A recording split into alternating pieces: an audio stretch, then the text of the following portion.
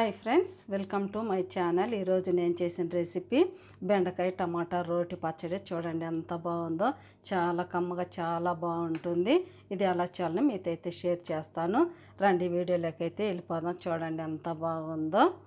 రండి వీడియోలోకి అయితే వెళ్ళిపోదాం. ముందుగా బెండకాయ టమాటా పచ్చడికి బెండకాయలు అయితే ఒక కప్పు నిండా తీసుకున్నాను. చూడండి ఒక 10 బెండకాయలు ఉంటాయి. బాగా నీట్గా కడిగి ఈ విధంగా కట్ చేసి అయితే ఉంచుకున్నాను. ఇప్పుడు ఇందులోకి టమాటాలు అయితే ఒక పెద్దవి 3 టమాటాలు అయితే కట్ చేసుకున్నాను. కొద్దిగా పచ్చిమిర్చి అయితే తీసుకున్నాను.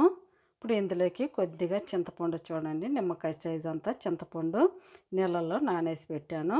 ఇప్పుడైతే మనం స్టవ్ వెలిగించుకొని ముందుగా బెండకాయలని ఫ్రై చేసుకుందాం. స్టవ్ వెలిగించుకొని ఒక ప్యాన్ అయితే పెట్టేశాను. ఇప్పుడు ఇందులో మనం 1 స్పూన్ అంతా ఆయిల్ వేసుకుందాము. ఇప్పుడు ఆయిల్ కొద్దిగా వేడైన తర్వాత మనం బెండకాయ ముక్కలన్నీ ఇందులోకి వేసేసుకోవాలి. వేసేసుకొని ఫ్రై చేసుకుందాం. కొద్దిగా బాగా మనకి కలర్ చేంజ్ అయ్యే వరకు ఫ్రై చేసుకోవాలి.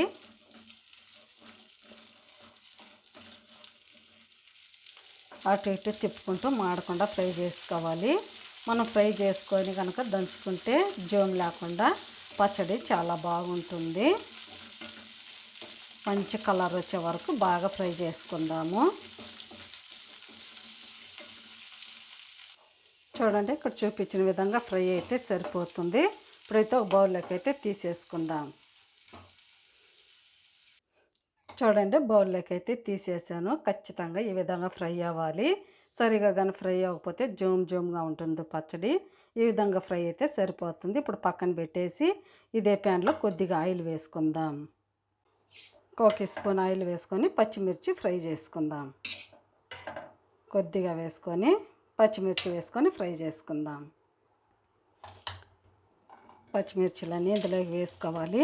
మీరు కారాన్ని తినేదాన్ని బట్టి వేసుకోవచ్చు. బెండకాయ పచ్చడిలో కొద్దిగా కారం ఉంటేనే బాగుంటుంది. అందుకే నేను కొద్దిగా ఎక్కువైతే తీసుకున్నాను పచ్చిమిర్చిని. బాగా సిమ్లో పెట్టుకొని మూత పెట్టుకుంటూ ఫ్రై చేసుకోవాలి. లేకపోతే మొక్క మీద చిట్లు పోతుంది. నేనైతే మంటను చాలా తక్కువలో పెట్టి ఫ్రై చేస్తున్నాను. మూత పెట్టేస్తాను. మూత పెట్టేసి మధ్యలో తీసుకుంటూ ఫ్రై చేసుకుందాం.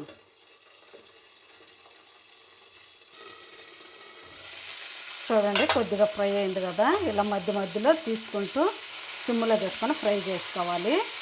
ఇంకొద్దిగా ఫ్రై అవనిద్దాం. ఇప్పుడు ఒకసారి ముద్ద ఇచ్చి చూద్దాము. చూడండి బాగా అయితే ఈ విధంగా ఫ్రై అవ్వాలి. ఇప్పుడు ఈ పచ్చిమిర్చి కూడా తీసేసుకుందాము.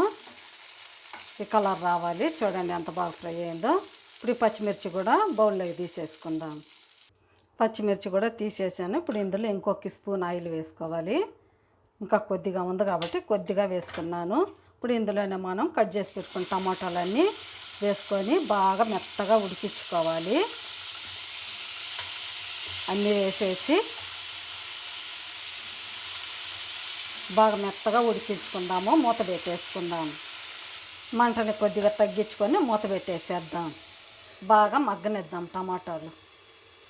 ఇప్పుడు ఒకసారి మూత తెచ్చి చూద్దాము. చూడండి ఎంత బాగా ఉడికిపోయిందో. ఈ విధంగా టమాటాలు బాగా మగ్గిపోవాలి. ఇలా మగ్గితే సరిపోతుంది. ఇప్పుడైతే స్టవ్ కట్టేసేసుకొని రొట్టెలో వేసుకొని దంచేసుకుందాం. చూడండి ఇప్పుడైతే స్టవ్ కూడా కట్టేసేసాను. రోలగుంటని బాగా ఈ విధంగా కడుక్కొని చూడండి క్లీన్గా అయితే ఉంచుకున్నాను. ఇప్పుడు ఇందులోకి మనం పచ్చిమిర్చిలు వేసేసుకుందాం.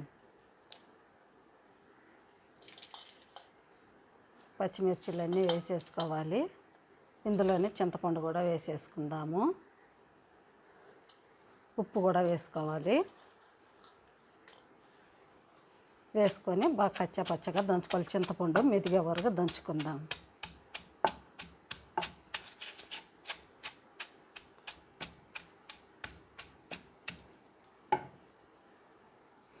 చూడండి ఇక్కడ చూపించిన విధంగా కచ్చాపచ్చగా దంచుకోవాలి. చింతపండు బాగా మెదిగిపోయింది కదా. మరి ఎక్కువగా మెత్తగా కూడా నూరుకోకూడదు. పచ్చిమిర్చిని ఈ విధంగా మెదిగితే సరిపోతుంది. ఇప్పుడు ఇందులోనే మనం టమాటాలు కూడా వేసేసుకుందాం.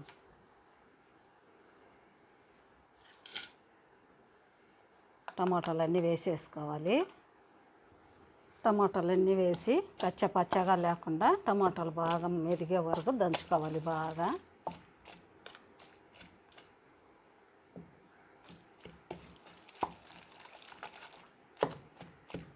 టమాటాలు బాగా మెదిగిపోవాలి.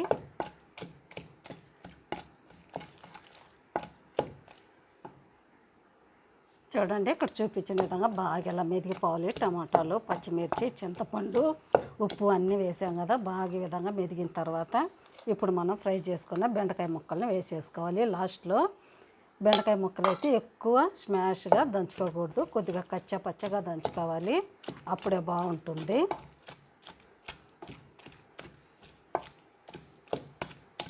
బాగా కచ్చా పచ్చగా దంచుకుందాం. చూడండి, ఇక్కడ చూపించిన విధంగా ఉండాలి. కచ్చా పచ్చగా చూడండి, అక్కడక్కడ బెండకాయ కనిపిస్తూ ఉండాలి, అప్పుడే బాగుంటుంది. ఇప్పుడు ఇందులోకి మనం ఉల్లిపాయలు వేసుకుందాం. ఉల్లిపాయలు కూడా వేసుకొని బాగా దంచుకోవాలి.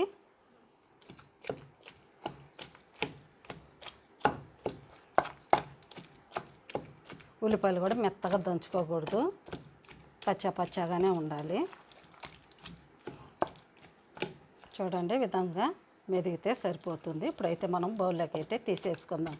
చూడండి ఎంత బాగుందో.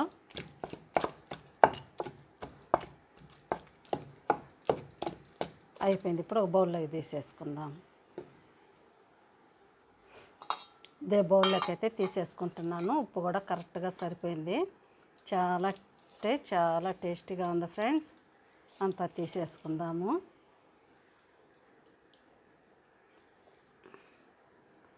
ఎంత బాగుందో దంచేసిన తర్వాత ఇప్పుడైతే మనం కొద్దిగా పోపు వేసుకుందాం. స్టవ్ వెలిగించి ఒక ప్యాన్ పెట్టాను. చూడండి, కొద్దిగా ఆయిల్ అయితే వేసాను, 1 స్పూను. ఇప్పుడైతే మనం ఆయిల్ వేడైన తర్వాత ఆవాలు వేసుకుందాం. చూడండి, ఆయిల్ కూడా బాగా హీట్ అయిపోయింది. ఇప్పుడు ఇందులో మనం పోపు దినుసులు వేసుకోవాలి. పచ్చిశనగపప్పు, మినప్పప్పు, ఆవాలు, జీలకర్ర అన్నీ అయితే వేసేసుకున్నాను. ఇప్పుడు ఇందులోనే తల కొట్టుకున్న 2 వెల్లుల్లిపాయలు వేసుకోవాలి. కొద్దిగా ఇంగువ కూడా వేసుకుందాం. చిటికెడంతా ఇంగువ వేసుకోవాలి.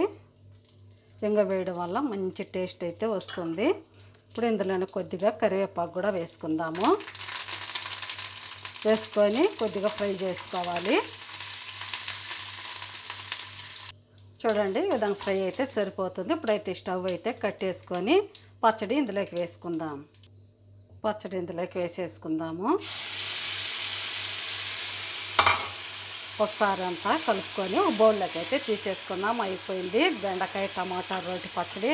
చూడండి ఎంత బాగుందో, చూడటానికి గుమ్మగుమ్మలాడుతూ ఇంగువ వేసాం కదా, చాలా బాగుంది. ఇదే విధంగా ట్రై చేయండి ఫ్రెండ్స్, చాలా బాగుంటుంది. చూడండి, ఇప్పుడైతే ఒక బౌల్లోకి తీసేసుకుందాం. చూడండి, బౌల్లోకి అయితే తీసేసాను. ఎంత బాగుందో, చాలా కమ్మగా చాలా బాగుంటుంది. ప్లీజ్ మీకు ఎలా అనిపించిందో, నచ్చితే నా ఛానల్ని సబ్స్క్రైబ్ చేయండి, సపోర్ట్ చేయండి. మీకు ఎలా అనిపించిందో నాకైతే కామెంట్లో తెలపండి. చూడండి, బాయ్. మళ్ళీ ఇంకొక వీడియోలో అయితే కలుద్దాం.